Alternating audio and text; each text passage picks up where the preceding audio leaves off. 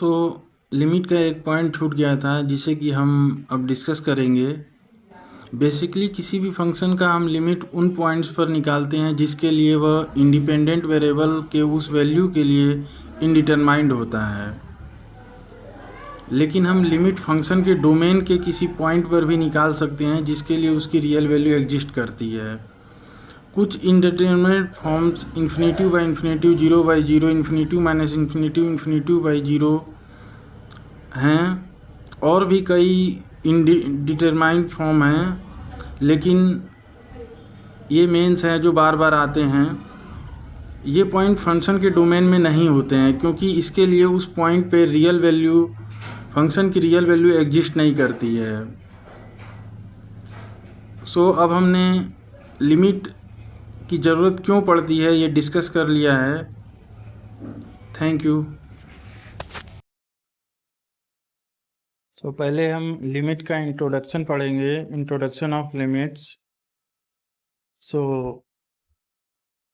यहाँ पे 3 figure draw है, 5.1, 5.2, 5.3। सो फर्स्ट ग्राफ में जो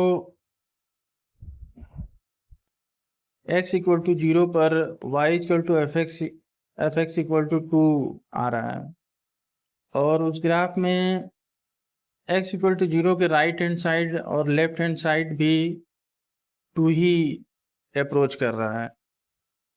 लेकिन फिगर 5.2 में हम देख रहे हैं कि x इक्वल टू 0 पर एफ एक्स डिफाइंड नहीं है, लेकिन x इक्वल टू 0 के राइट हैंड साइड और लेफ्ट हैंड साइड से अप्रोच करने पर एफ एक्स इक्वल टू 2 की तरफ अप्रोच कर रहा है, f0।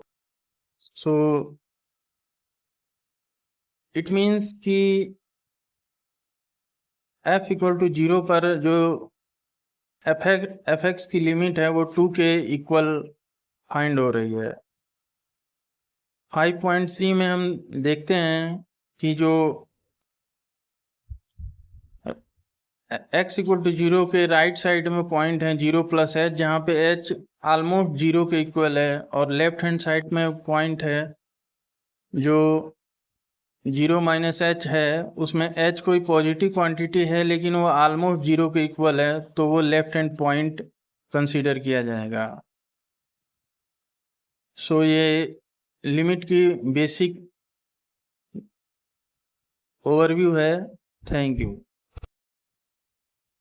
अब हम डेफिनेशन ऑफ लिमिट्स पढ़ेंगे। So limit x tends to a f x equal to L का मतलब ये है कि x a की तरफ अप्रोच करने पर जो एफ एक्स है वो l की तरफ अप्रोच करता है, जहाँ पे s को हम a के राइट हैंड साइड और लेफ्ट हैंड साइड के पॉइंट से ले सकते हैं। यहाँ पे ध्यान रखने वाली बात है कि x a से कितना भी छोटा, यानी कि a plus h right hand side में h टेंड्स टू 0 और a minus h tends to 0 left hand side में कितना भी छोटा ले सकते हैं, उसके लिए जो वैल्यू आएगी वो l के तरफ अप्रोच करेगी, या लिमिट जो आएगा वो l के इक्वल आएगा। सेकेंड डेफिनेशन जो कि इसी को डिस्क्राइब करेगी, एफ एक्स और l का जो डिफरेंस है वो कितना भी छोटा वैल्यू फाइंड होगा अगर हम x a के नेबरहुड में कितना भी छोटा लें, यानी कि एफ एक्स और l का डिफरेंस कितना भी छोटा हम फाइंड कर सकते हैं, वो उसके लिए x a के नेबरहुड में कितना भी छोटा फाइंड हो। मीन्स अगर हम x के नेबरहुड में छोटे से छोटा वैल्यू लेते हैं तो उसके लिए एफ एक्स माइनस एल कुछ ना कुछ छोटी वैल्यू जरूर देगा।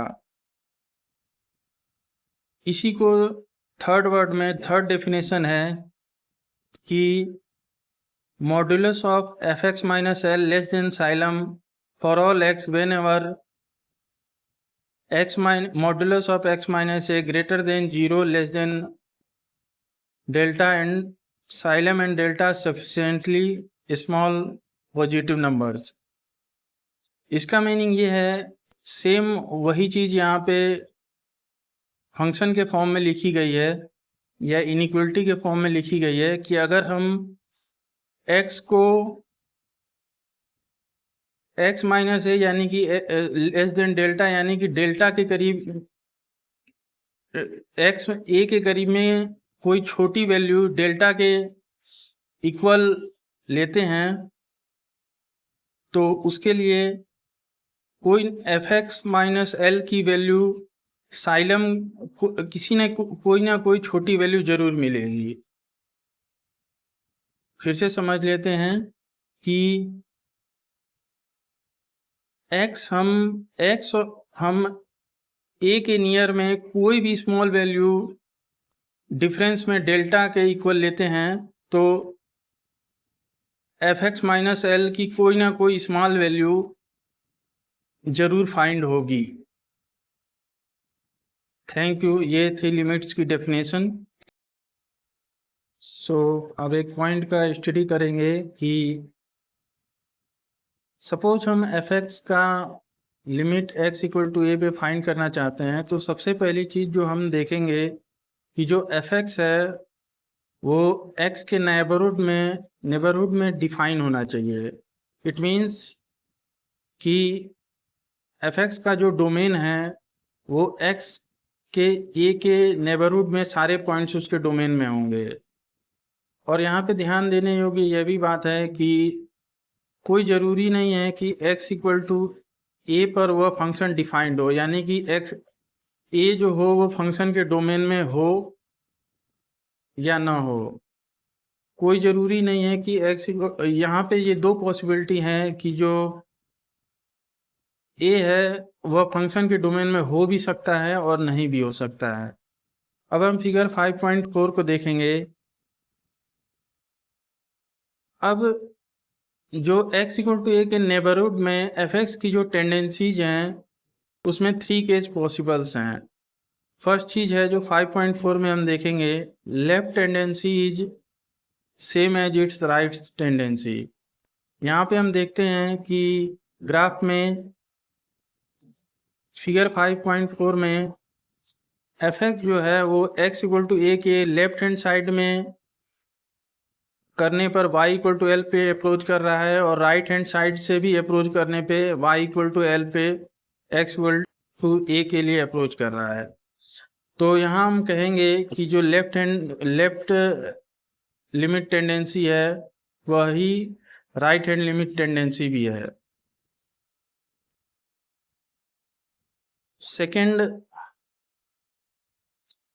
है when the left tendency not the same as right tendency.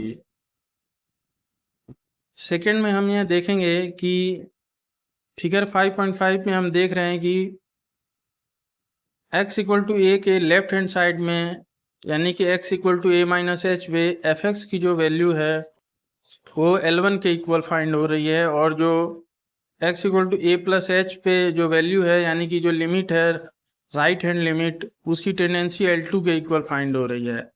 यानी कि function x equal to a के लेफ्ट हैंड साइड और राइट हैंड साइड में डिफरेंट L1 L2 पर अप्रोच कर रहा है।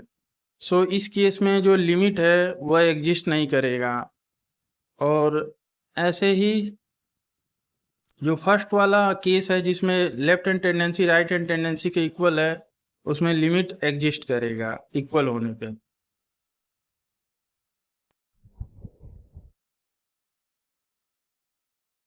When the left tendency and or right tendency is not fixed।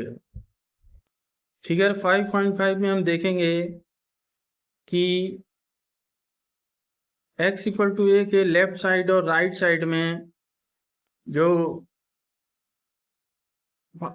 Limits हैं वो लेफ्ट हैंड लिमिट और राइट हैंड लिमिट जो इक्वल नहीं फाइंड हो रही हैं। तो इस केस में फाइंड तो हो रही हैं लेकिन इक्वल नहीं फाइंड हो रही हैं। इसका मतलब यह है कि लिमिट एग्जिस्ट इस केस में भी नहीं करेगा। Thank you. अब कुछ रिमार्क्स पॉइंट्स हैं, जैसे सपोज ये कोई ज़रूरी नहीं है कि जो लिमिट है वो हमेशा एक नंबर ही फाइंड हो। मे बी पॉसिबल कि वह इन्फिनिटी की तरफ जाता हुआ टेंड करे या माइनस इन्फिनिटी की तरफ जाता हुआ टेंड करे, क्योंकि इस केस में भी लिमिट जो होता है वह x इक्वल टू a पर पॉसिबल होता है। इसमें फिगर 5.7 और 5.8 में हम देख रहे हैं कि 5.7 में x की जो वैल्यू है वो 0 पर प्लस इन्फिनिटी की तरफ टेंड कर रही है और 5.8 में माइनस इन्फिनिटी की तरफ टेंड कर रही है। सो इस केस में भी जो लिमिट है वो एग्जिस्ट करेगा, भले ही हमें कोई लिमिट नंबर फाइंड ना हो। यहाँ पे हम सिंपली कह सकते हैं कि जो लिमिट है वह निगेटिव में कोई बहुत बड़ी क्वांटिटी है, चाहे पॉजिटिव में बहुत बड़ी क्वांटिटी है, या इन्फिनिटी की तरफ टेंड कर रही है। अब एग्जांपल है limit x tends to 0 1 by modulus f equal to infinity.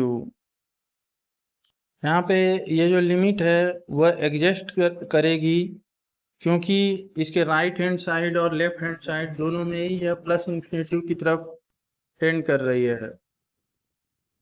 ठीक इसी तरह सेकेंड एग्जांपल है limit x tends to 0 minus 1 by modulus of sine x equal to minus infinity.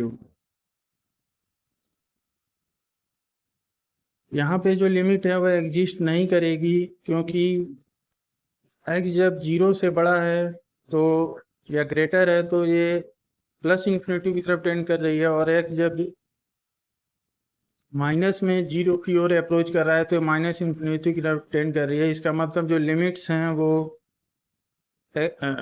Same large quantity या इन्फिनिटी की तरफ tends नहीं कर रही है, इसलिए लिमिट एग्जिस्ट नहीं करेगा।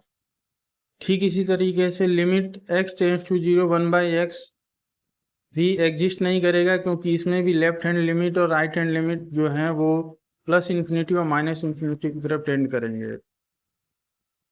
अब यहाँ पे है सपोज जो x इक्वल टू ए पे लिमिट फाइंड करना चाहते हैं हम f(x) के लिए, और वहाँ पे जो fa है वो कोई फिक्स्ड वैल्यू है, तो ये कोई ज़रूरी नहीं है कि जो लिमिट है वो भी उस फिक्स्ड वैल्यू के ही इक्वल हो, क्योंकि हो सकता है कि x के राइट हैंड साइड और लेफ्ट हैंड साइड में जो वैल्यूज हैं वो डिफाइंड ही ना हो, जो यानी कि x जो है वो लेफ्ट हैंड साइड और राइट हैंड साइड में ए के लेफ्ट हैंड साइड और राइट हैंड साइड में डिफाइंड ही ना हो। या एक केस और हो सकता है कि f(x) x के नेबरहुड में तो डिफाइंड हो, लेकिन उनकी जो टेंडेंसी हो वो सेम ना हो। Thank you. अब हम left hand limit and right hand limits के बारे में देखेंगे, जिनसे कि हम न्यूमेरिकल्स को सॉल्व करने के लिए यूज करेंगे या प्रॉब्लम्स को सॉल्व करने के लिए यूज करेंगे। Suppose y equal to f x है, कोई फंक्शन है जो कि x इक्वल टू a पर हमें उसकी लिमिट फाइंड करनी है, और वह a के नेबरहुड में डिफाइंड है। सो लेफ्ट हैंड लिमिट को हम f a minus 0 equal to limit h tends to 0 f a minus h कहेंगे, वेयर h कोई बहुत ही स्मॉल पॉजिटिव क्वांटिटी है। ऐसे ही f a प्लस 0 जो कि राइट हैंड लिमिट है equal to limit h tends to 0 f a plus h कहेंगे। सो यहाँ पे जो लिमिट के एग्जिस्टेंस की कंडीशन है x इक्वल टू a पर f(x) के लिए f a minus 0 equal to f a plus 0, यानी कि right hand limit left hand limit और राइट हैंड लिमिट जो होना है वो फाइनाइट और इक्वल हो, या जो f a minus 0 and f a plus 0 जो हो वो प्लस इन्फिनिटी या माइनस इन्फिनिटी की तरफ ट्रेंड करता हो। तो थैंक यू। सो अब हम लिमिट में कुछ क्वेश्चन देखेंगे। सो फर्स्ट क्वेश्चन है f x equal to modulus of x minus 4 upon x minus 4 when x is not equal to 4 and equal to 0 when x equal to 4. So सबसे पहले left hand limit के लिए limit h tends to 4 minus h f x equal to limit h tends to 0 और 4 minus h की value हम function में put करेंगे। अब हम देखेंगे 4 माइनस एच जो है वो 4 के इक्वल नहीं है, इसका मतलब जो फंक्शन है वो modulus of x minus 4 upon x minus 4 होगा। सो वैल्यू पुट करने पर 4 से कैंसिल हो जाएगा। Modulus of minus H upon minus H, modulus of minus H जो है वो h के इक्वल होगा। सो लेफ्ट हैंड लिमिट जो है वो -1 के इक्वल आएगी। ठीक, राइट हैंड लिमिट देखने पर limit x tends to 4 plus h f x equal to limit h tends to 0। अब इस केस में भी जो x की वैल्यू है वो 4 के इक्वल नहीं है, तो फंक्शन जो है modulus of x minus 4 upon x minus 4 की तरह होगा। सो 4 प्लस एच को पुट करने पर हम 4 से 4 कैंसिल हो जाएगा, modulus of h upon h, so h upon h 1। तो इस केस में लेफ्ट हैंड लिमिट जो है वो राइट हैंड लिमिट के इक्वल नहीं है, सो लिमिट एग्जिस्ट नहीं करेगा। लेकिन लेफ्ट हैंड लिमिट और राइट हैंड लिमिट अलग अलग एग्जिस्ट करेंगे। सो ओवरऑल फंक्शन की जो वैल्यू है x इक्वल टू 4 पर लिमिट एग्जिस्ट नहीं करेगी। Thank you. So second question है limit x tends to 0 e power 1 by x minus 1 upon e power 1 by x plus 1। So left hand limit लेने पर limit x tends to 0 minus h e power 1 by 0 minus h minus 1 upon e power 1 by 0 minus h plus 1। तो limit h tends to 0 e power 1 by minus h minus 1 upon e power 1 by minus h plus 1। Limit h tends to 0 1 by e power 1 by h minus 1 upon e power 1 by e power 1 by h plus 1। Limit h tends to 0, क्योंकि minus power है तो हम इसको 1 positive करने के लिए 1 upon e power 1 by H put कर सकते हैं। एच अगर 0 की ओर टेंड करेगा तो ई पावर इन्फिनेटिव होगी, फिर ये ई पावर इन्फिनेटिव की तरफ टेंड करेगा तो 1 बाई इन्फिनेटिव 0 के इक्वल हो जाएगा। तो 0 minus 1 upon 0 plus 1 equal to -1। So left hand limit जो है वो -1 के इक्वल आ रही है। ठीक इसी प्रकार राइट हैंड लिमिट लेने पर limit x tends to 0 plus h e power 1 by 0 plus h minus 1 upon e power 1 by 0 plus h minus 1। Limit h tends to 0 e power 1 by h minus 1 upon e power 1 by h plus 1। e power 1 by h common लेने पर 1 minus 1 by e power 1 by h plus 1 plus 1 by e power 1 by h को 0 के equal लेने पर h को 0 के equal put करने पर 1 बाई एच इन्फिनेटिव की तरह टेंड करेगा, e पावर इन्फिनेटिव की तरह टेंड करेगा और 1 बाई इन्फिनेटिव 0 के इक्वल होगा।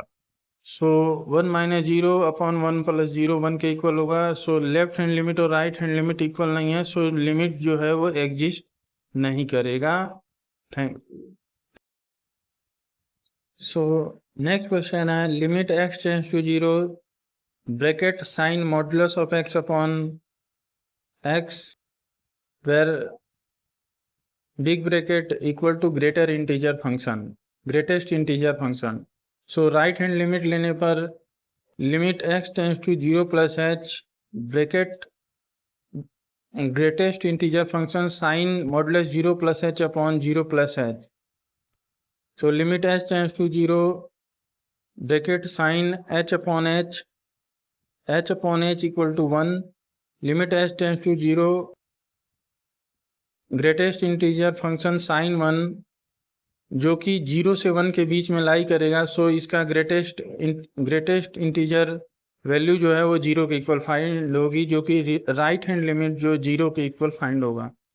ठीक इसी प्रकार लेफ्ट हैंड लिमिट लेने पर limit x tends to 0 minus h greatest integer function sine modulus of 0 minus h upon 0 minus h, limit h tends to 0, bracket sin h by minus h, greatest integer values sin -1. सो इसकी जो value होगी वह 0 से -1 के value, sign -1 की value 0 से -1 के बीच में फाइंड होगी। तो इसका ग्रेटेस्ट इंटीजर वैल्यू है -1 के इक्वल फाइंड होगा। सो लेफ्ट हैंड लिमिट और राइट हैंड लिमिट इक्वल नहीं होगा, सो लिमिट एग्जिस्ट नहीं करेगा। तो नेक्स्ट क्वेश्चन है, limit x tends to infinitive x square plus 1 upon x plus 1 minus ax minus b equal to 0। So हमें a और b की वैल्यू फाइंड करनी है जिसके लिए लिमिट 0 के इक्वल होगा इस फंक्शन के लिए। So limit x tends to infinitive x plus 1 को सॉल्व करने पर x square plus 1 minus ax into x plus 1 minus b into ax plus 1 upon x plus 1। Limit x tends to infinitive x square plus 1 minus ax square minus ax minus b upon x plus 1 equal to 0। Limit x tends to infinitive solve करने पर bracket 1 minus a upon into x square minus a plus b into x plus 1 minus b upon x plus 1। So limit 0 के equal होने के लिए ऊपर की जो quantity है वो कांस्टेंट के इक्वल आनी चाहिए, क्योंकि नीचे की जो क्वांटिटी है वो इन्फिनिटिव की तरफ टेंड कर रही है। सो कांस्टेंट अपॉन इन्फिनिटिव 0 के इक्वल होगा। सो न्यूमरेटर की कांस्टेंट वैल्यू के लिए 1 माइनस ए और जो a प्लस बी है वो 0 के इक्वल होना चाहिए। So 1 minus a equal to 0, so a equal to 1 and a plus b equal to 0, so b equal to minus a. तो a की वैल्यू पुट करने पर b equal to -1। So a equal to 1 और b equal to -1 की value के लिए ये function की जो लिमिट है वो इन्फिनिटिव टेंड करने पर 0 के इक्वल होगा। Thank you. सो अब हम लिमिट का एक क्वेश्चन लेंगे। Limit x tends to 0, greatest integer function sine modulus of x upon modulus of x, where bracket is greatest integer function equal to more than one options are correct. Option A does not exist, limit does not exist. Option B is equal to 0. Option C left hand limit equal to right hand limit, and option D is limit exist. So for right hand limit, limit s tends to 0, inside big bracket sin modulus of 0 plus h upon modulus of 0 plus h. So limit s tends to 0, greatest integer function sin h upon h होगा, because modulus अंदर की value को positive में convert करेगा और ऐसे ही denominator में भी पॉजिटिव में कन्वर्ट करेगा। So for h tends to 0, sin h upon h tends to 1, but it is slightly less than 1. So taking the greatest integer value which is less than 1 and greater than 0 equal to 0. So right hand limit is equal to 0. So next, left hand limit h tends to 0, greatest integer function sin modulus of 0 minus h upon modulus 0 minus h, limit h tends to 0, greatest integer function sin h upon h. So by the equation first, h tends to 0 implies that sin h tends to 1, but slightly less than 1. So taking greatest integer near 1 is 0. So LHL equal to RHL equal to 0.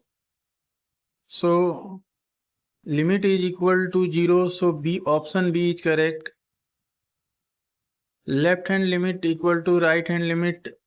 So option C is correct because limit is left hand limit and right hand limit are equal in solution. And option D is correct because limit is existing because RHL equal to LHL. So option B, C, D are correct.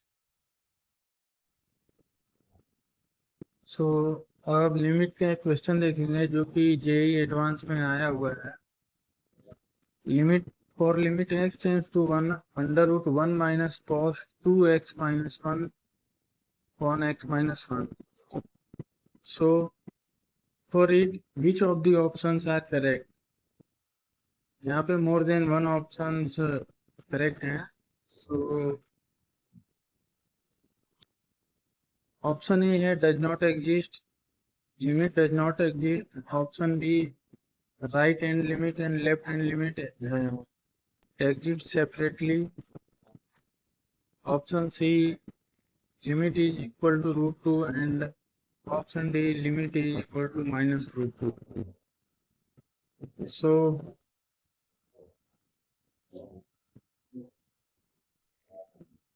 we are looking that limit x tends to 1 under root 1 minus cos 2x minus 1 upon x minus 1 is in the form of 0 by 0. So by using L'Hospital rule, differentiating numerator and denominator, we will get limit x tends to 1 by 2 1 minus cos 2x minus 1 power 1 by 2 minus 1. So limit x tends to 1 0 plus sin 2x minus 1 into 2 upon 2 under root 1 minus cos 2x minus 1. So यहाँ पे हम 1 minus cos 2x minus 1 को x के term में लेंगे. So we know x power n equal to nx power n minus 1 and then फिर हम 1 minus cos 2x minus 1 को डिफ्रेंशिएट करेंगे तो वो sin 2x minus 1 आएगा. देन 2 into x minus 1 को डिफ्रेंशिएट करेंगे तो वो 2 के इक्वल आएगा. So limit x tends to 1 2 into sin 2x minus 1 under root 1 minus cos 2x minus 1 को हम 1 minus 2 sin square x minus 1 ले सकते हैं. Limit x tends to 1 sin 2x minus 1 under root 2 sin square x minus 1. So limit x tends to 1 by root 2 sin 2x minus 1 upon modulus of sin x minus 1. Because यहाँ पे हम under root 2 को बाहर ले लेंगे और under root sine square x minus 1 को हम जानते हैं because we know that under root x square equal to modulus of x. So limit x tends to 1 by root 2 sin 2x minus 1 upon modulus of sin x minus 1. So limit x tends to 1 by root 2. We can write sin 2a equal to 2 sin a cos a. So sin 2x minus 1 equal to 2 sin x minus 1 cos x minus 1 upon modulus of sin x minus 1.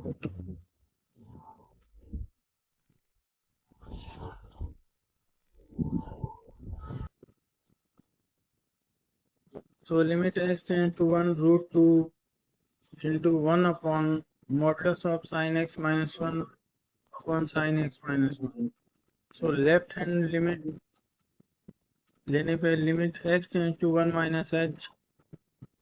So root 2 into 1 upon modulus of sin 1 minus h minus 1 upon sin 1 minus h minus 1.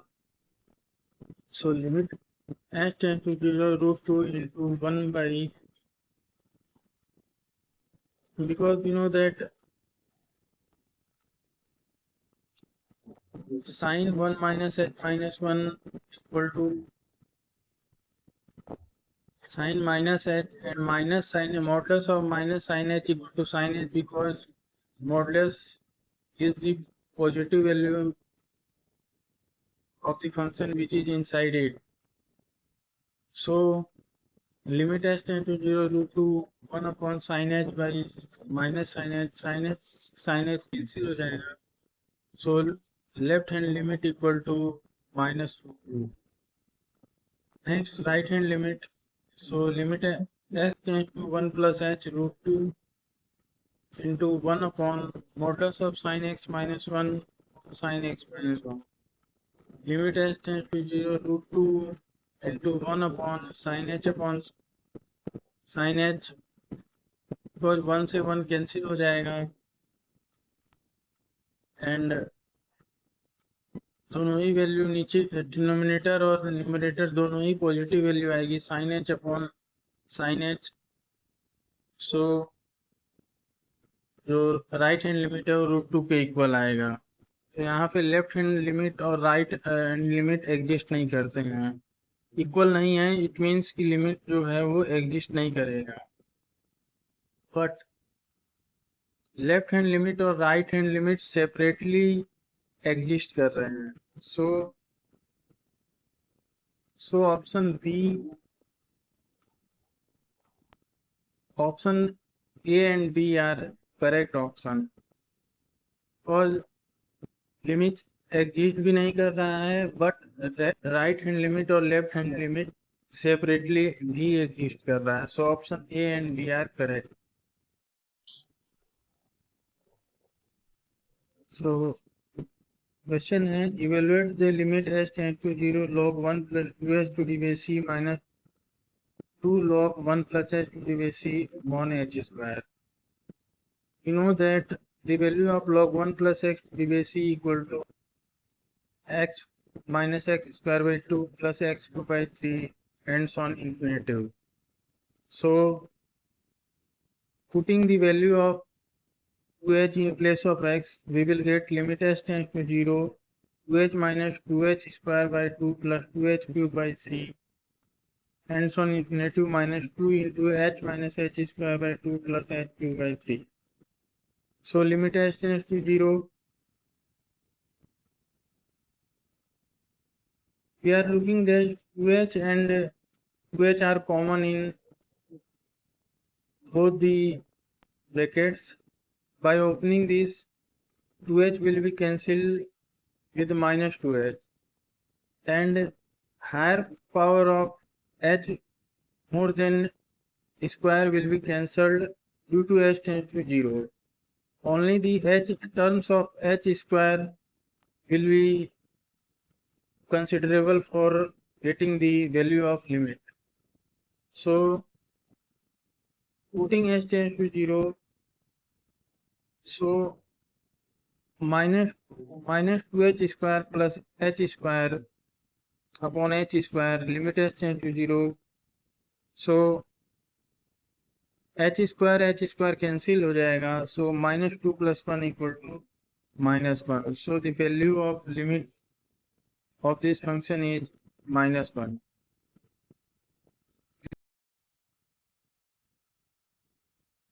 अब हम greatest integer function को define करेंगे. Let f x equal to bracket of x. So f x को define करने के लिए दो condition find होगी. If x is element of integer and x is not element of integer. If x is not element of integer, so greatest integer function will be just integer less than x. And if x is element of integer, so fx is equal to x. Means अब हम कुछ examples देखेंगे. Greatest integer of 2.3 equal to 2. greatest integer of -3.2 equal to -4 because 2.3 में हम देख रहे हैं कि जो इससे छोटा जो इंटीजर वैल्यू है वो 2 है। -3.2 में इससे छोटा जो इंटीजर वैल्यू है -4 है। यहाँ पे ध्यान देने योग्य ये बात है कि -3.2 से छोटा वैल्यू -2 नहीं है या -3 नहीं है, बिकॉज निगेटिव नंबर्स में हम राइट हैंड साइड में प्रोसीड करने पर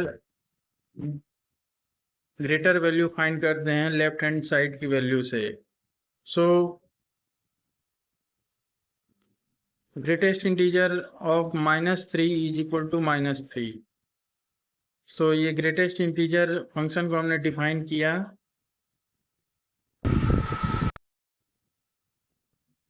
अब हम न्यूटन लेबनिज़ फार्मूला और एल हॉस्पिटल रूल को देखेंगे लिमिट को इवेल्यूएट करने के लिए। Suppose definite integral I x equal to integration phi x to psi x f t d t. So I x is the function of x, so dy dx of ix equal to f psi x into dy dx psi x minus f phi x minus dy dx phi x, and यहाँ पे हम integral form का differentiation को देख रहे हैं। आई x जो है वो इंटीग्रल फॉर्म में फंक्शन को दिया हुआ है। सो ये न्यूटन लेबनिज़ हुआ। अभी हम कुछ समय बाद इसके कुछ एग्जांपल्स देखेंगे तो ये अच्छे से क्लियर हो जाएगा। So now L hospital rule of evaluating limit. Suppose limit x tends to a fx upon gx approach to 0 by 0 or infinity by infinity form. So we can write that limit x tends to a fx upon gx equal to limit x tends to a fx upon g takes x equal to limit x tends to a f double x upon g double x until the 0 by 0 infinity by infinity form is removed. इसका मतलब ये हुआ कि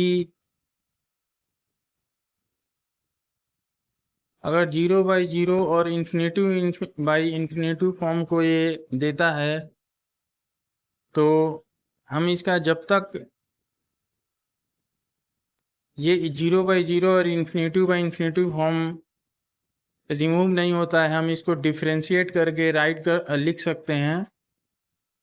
और limit उस form का भी last form का भी उसी के इक्वल होगा जो स्टार्टिंग में हमें फंक्शन दिया हुआ है, यानी कि limit x tends to a f x upon g x is equal to limit x tends to a f n x upon g n x. So ये एल हॉस्पिटल रूल हुआ। अब हम कुछ इससे एग्जाम्पल देखेंगे तो ये सही तरीके से क्लियर हो जाएगा। सो अब हम एक क्वेश्चन देखेंगे न्यूटन लेबनिज़ लॉ और एल हॉस्पिटल रूल का यूज करके हम लिमिट फाइंड करेंगे और इस क्वेश्चन को सॉल्व करेंगे। यहाँ पे more than one option correct है। ऑप्शन ए है limit does not exist, option B है 1/10, ऑप्शन सी है left hand limit equal to right hand limit and option D है no option.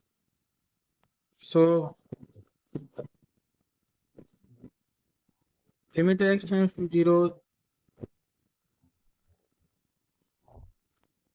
limit x tends to 0, 1 by x to the power 5 integration 0 to x e to the power minus t square dt minus x to the power 4 plus 1 by 3x square। इसको solve करने पर हम x to the power 5, x to the power 4 और 3x square का LCM लेने पे 3x to the power 5 आएगा। फिर x⁵ से कैंसिल करेंगे तो 3 into integration 0 to x e⁻t² minus x⁴ वाले टर्म में x⁴ से x⁵ कैंसिल होगा तो x आएगा, -3x हो जाएगा, प्लस 3x² वाले टर्म में x² से x⁵ को डिवाइड करेंगे तो x³ आएगा, एंड 3 से 3 को डिवाइड करेंगे तो 1 आएगा। सो अब ये फॉर्म जो है वो 0/0 में कन्वर्ट हो चुका है। सो अब हम एल हॉस्पिटल रूल का यूज कर सकेंगे। So differentiating numerator and denominator, numerator और डिनोमिनेटर को डिफ्रेंशिएट करेंगे। सो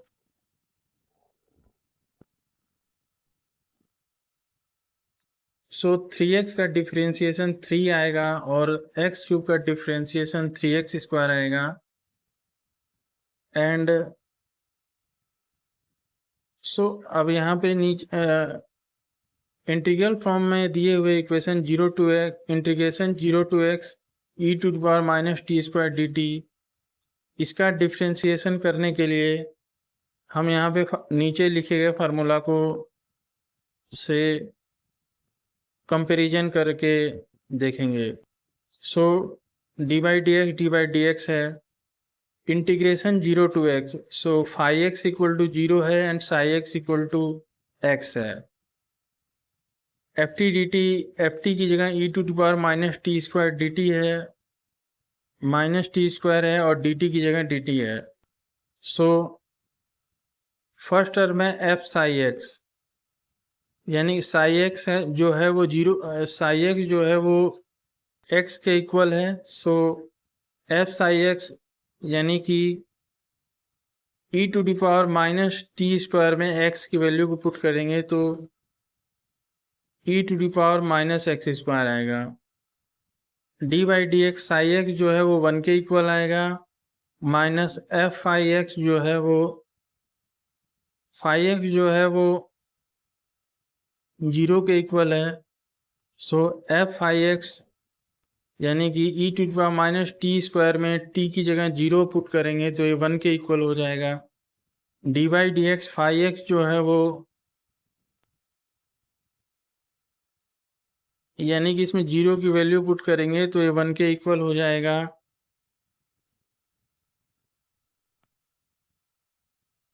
क्योंकि d/dx φx 0 का जो डिफ्रेंशिएशन है वो 0 के इक्वल होगा। सो ये 0 के इक्वल होगा। अब ये सो -e⁻0 इंटू 0 0 के इक्वल हो जाएगा और उसके बाद e⁻−x² जो कि इसका डिफ्रेंशिएशन होगा। So limit x tends to 0 3e⁻−x² -3 + 3x² upon 15x⁴। So अब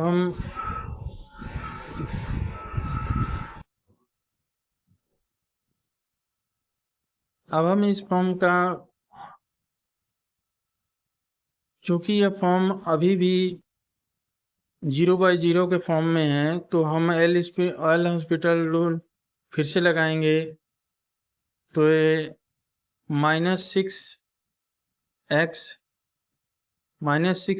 इंटू e⁻−x² -1 अपॉन 60x³ आएगा। x से x कैंसिल हो जाएगा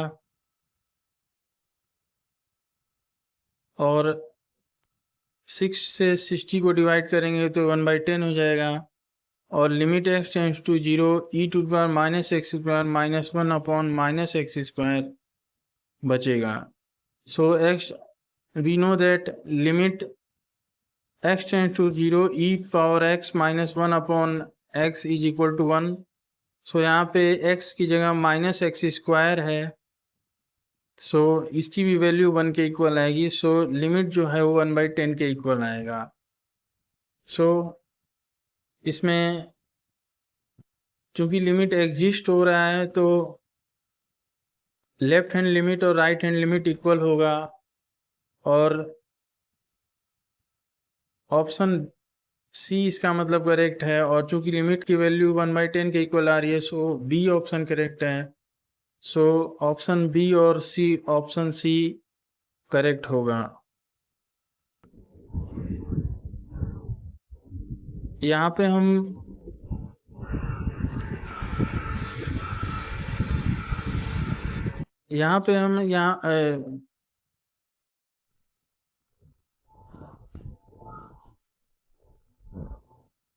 सो अब हम एक क्वेश्चन देखेंगे लिमिट का। If limit x tends to 0, x minus integration of 0 to x cos t square dt upon x cube minus 6x, so is given which options are correct? Option A, limit is equal to 0. Option B, does not exist. Option C, left hand limit equal to right hand limit. Option D, left hand limit and right hand limit exist separately. So we can see that limit x tends to 0, x minus integration 0 to x cos t square dt is in form 0/0. So we can use L'Hospital rule. So we can write limit x tends to 0, differentiation of x equal to 1 minus d by dx integration 0 definite integral 0 to x cos t square dt upon denominator का differentiation करने पर 3x square minus 6। So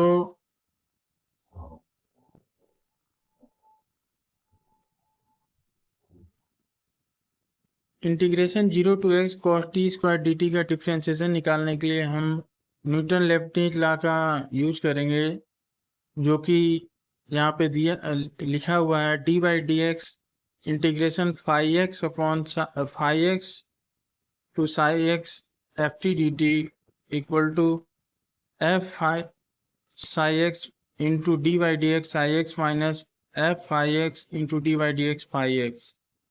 so d by D x integration definite integral 0 to x cos t square dt। So f psi x यहाँ पे x दिया हुआ है, so cos t square में t की जगह x को पुट करेंगे तो cos x स्क्वायर आएगा into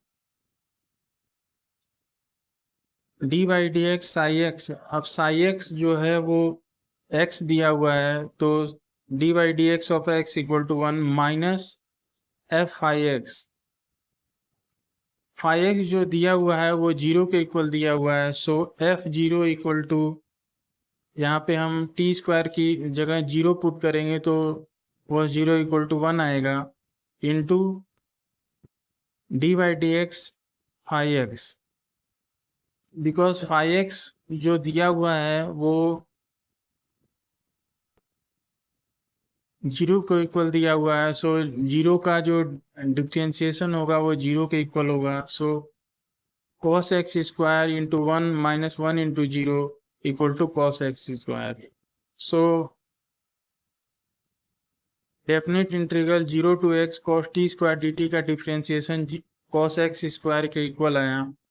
so limit x tends to 0, 1 minus cos x square upon 3x square minus 6। 0 की वैल्यू पुट करने पर cos 0 की वैल्यू 1 के इक्वल आएगी, 3 into 1 0 minus 6, सो इक्वल 0 आएगी। सो चूंकि लिमिट की वैल्यू 0 आ रही है तो ऑप्शन ए करेक्ट है। लिमिट एग्जिस्ट कर रहा है, it means left hand limit और राइट हैंड लिमिट इक्वल होगा, सो ऑप्शन सी करेक्ट है। और चूंकि लेफ्ट हैंड लिमिट और राइट हैंड लिमिट फाइंड हो रहा है वो सेपरेटली भी एग्जिस्ट करेगा, so option D will be correct. So option A C D will be the correct answer.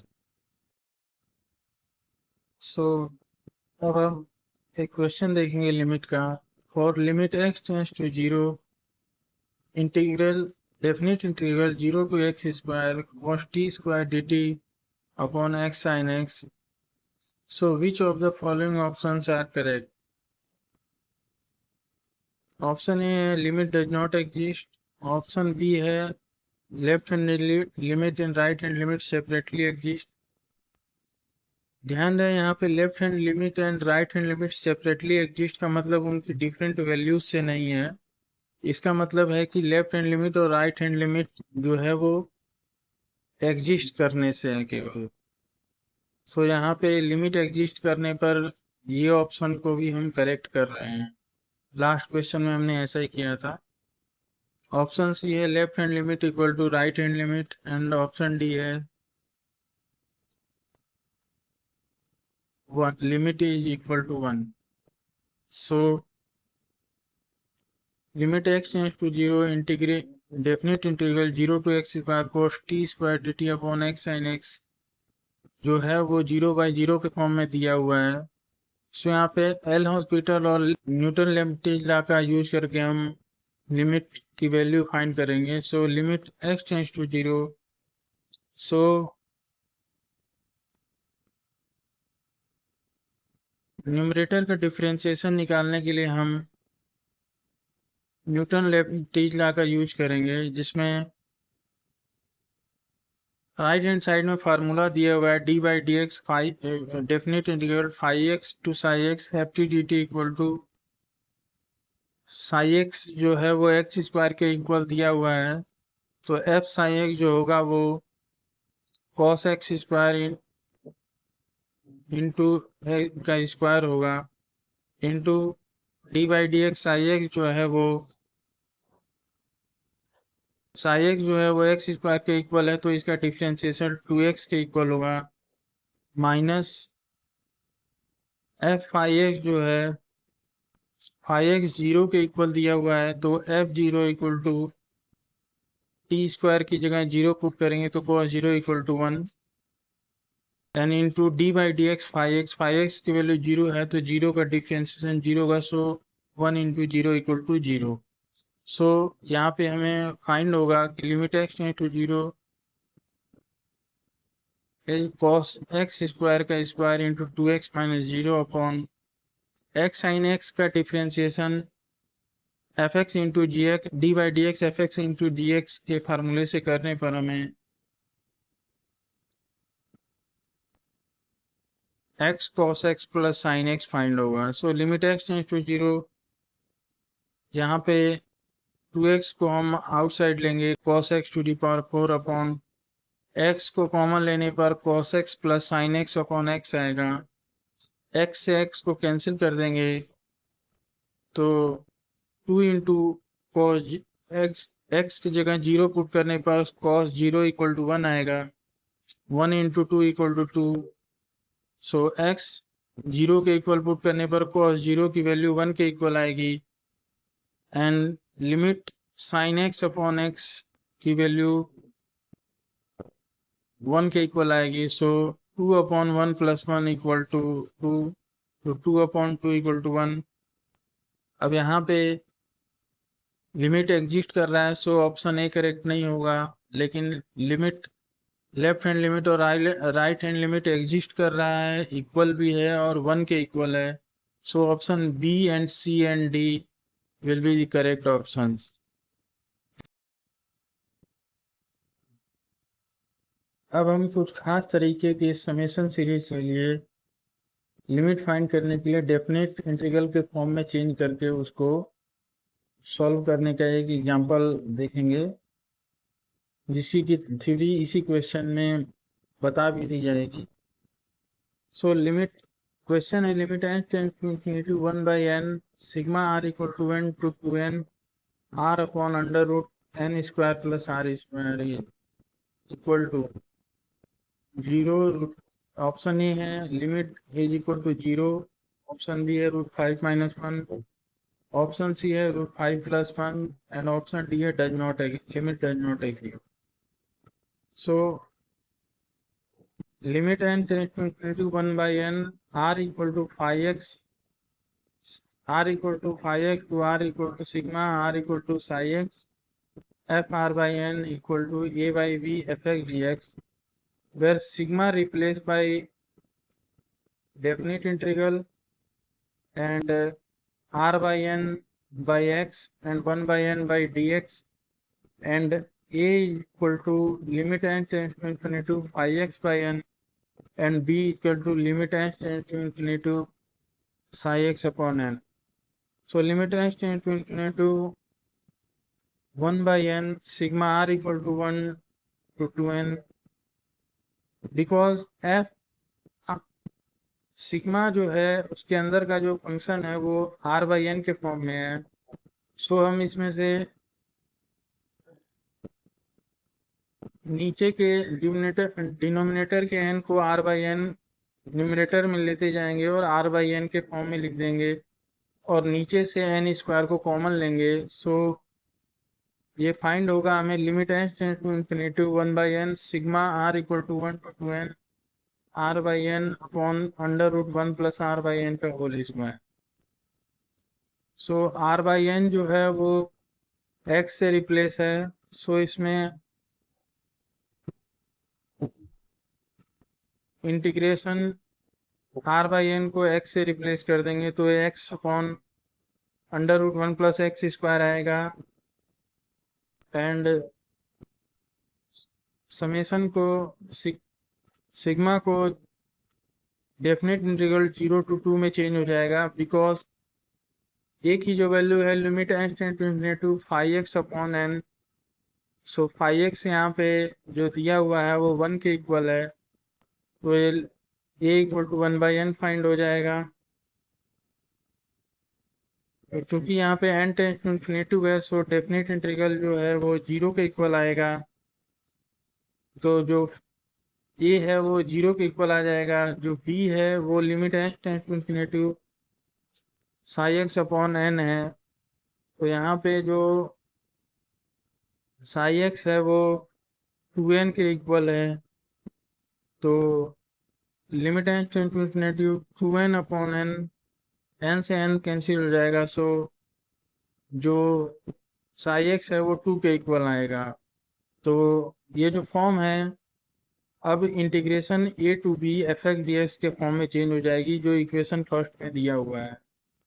So 0 to 2 x upon under root 1 plus x square d x.